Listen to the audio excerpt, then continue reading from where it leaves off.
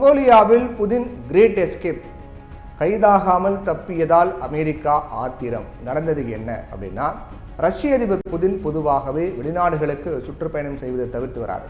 சர்வதேச நீதிமன்றம் அவருக்கு எதிராக கைது வாரண்டை பிறப்பித்து இருக்காங்க. அதனால் அவர் வெளிநாடுகளுக்கு போகிறதுக்கு அச்சம் காட்டிட்டு வராரு அப்படின்னு சொல்லப்படுது. இதுதான் இதுக்கான காரணம் சொல்கிறாங்க. சர்வதேச நீதிமன்றத்தில் உறுப்பினராக இருக்கக்கூடிய நாடுகளுக்கு இந்த கைது வாரண்டை செயல்படுத்த வேண்டிய பொறுப்பு இருக்கிறது. அப்படிங்கிறதால வெளிநாட்டு பயணத்தை மிகவும் கவனமாக திட்டமிடுகிறார் ரஷ்ய அதிபர் புதின். போர் விதிகளை மீறி ரஷ்யா பல்வேறு கொடூர செயல்களை அரங்கேற்றி வருகிறது அப்படின்னு உக்ரைன் தரப்பில் நெதர்லாந்தின் தி ஹேக்கில் இருக்கக்கூடிய சர்வதேச குற்றவியல் நீதிமன்றத்தில் மனுக்கள் செய்யப்பட்டிருக்கு.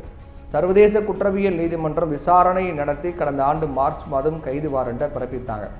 அதாவது ரஷ்ய அதிபர் விளாடிமிர் புதின், அந்த நாட்டினுடைய குழந்தைகள் உரிமை ஆணையர் மரியா அலெக்சிவா ஆகியோருக்கு கைது வாரண்ட் பிறப்பிக்கப்பட்டிருக்கு.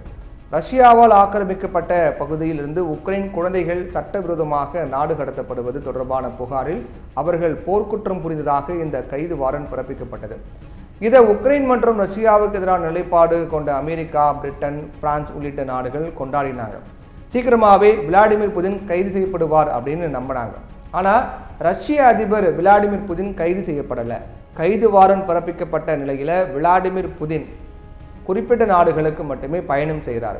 சர்வதேச குற்றவியல் நீதிமன்றத்தில் உறுப்பினராக இருக்கக்கூடிய நாடுகளுக்கு செல்வதை புதின் தவிர்த்தார்.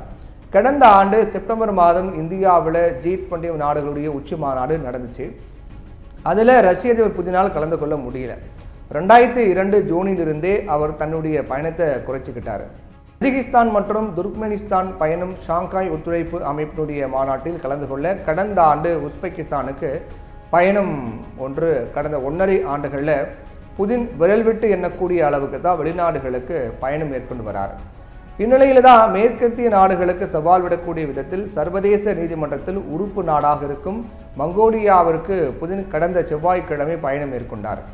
அவரை கைது செய்ய வேண்டும் என்று மேற்கத்திய நாடுகள் மங்கோலிய அரசுக்கிட்ட அழுத்தம் கொடுத்தாங்க.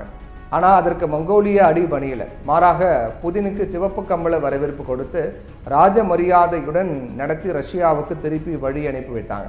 இதனால் மேற்குள்ள நாடுகள் ஏமாற்றமும் ஆத்திரமும் அடைஞ்சிருக்காங்க. சோவியத் யூனியன் இருந்தபோது மங்கோலியா அதன் கட்டுப்பாட்டிலேயே இருந்து சோசியலிச ஆட்சி நடத்தியது. ஏன்னா மங்கோலியா ரஷ்யாவுடன் வடக்கு எல்லையை பகிர்ந்துக்கிறாங்க, அதே போல் சீனாவுடன் தெற்கு எல்லையை பகிர்ந்துக்கிறாங்க. இதனால் ரஷ்யா சீனாவுடன் மங்கோலியா தற்போதும் நெருக்கமாக செயல்பட்டு வருகிறாங்க. ரஷ்யாவும் சீனாவும் அதிக அளவில் பொருளாதார உதவிகளை மங்கோலியாவுக்கு வழங்கி வராங்க. அமெரிக்கா, ஜப்பான் உள்ளிட்ட நாடுகளுடன் மங்கோலியா நெருக்கமாக இருந்தாலும் கூட ரஷ்யா மற்றும் சீனா இடையான உறவு முக்கியம் என்று மங்கோலியா நினைக்கிறாங்க. உலக அரசியலை புவியியல் சார்ந்த சூழல், பொருளாதார கட்டமைப்பு ஆகியவைதான் தீர்மானிக்கிறதே தவிர சர்வதேச நீதிமன்றத்தால் கூட இந்த அரசியலை கட்டுப்படுத்தவே முடியாது அப்படிங்கிற நிலைமை தான் இப்போது நீடிக்கிறது என்பதையே இந்த சம்பவம் எடுத்து காட்டுது. புதினை போர்க்குற்றத்திற்காக கைது செய்ய அவசரம் காட்டும் மேற்குலகம் இலங்கையில் போர் முடிந்து 15 ஆண்டுகள் கடந்த பின்னும் போர்க்குற்றவாளிகளை இன்னமும் தொட்டு பார்க்க கூட தயங்குறது. அது ஏன்? அதுவும் புவியியல் பொருளாதார நலனுக்காக தான் என்பதே உண்மை. அதனால் போர்க்குற்றம் என்பது கூட உலக அரங்கில் அரசியலாகவே பார்க்கப்படுகிறது என்பதுதான் யதார்த்த ஒரு நிலவரமாக இருக்குது.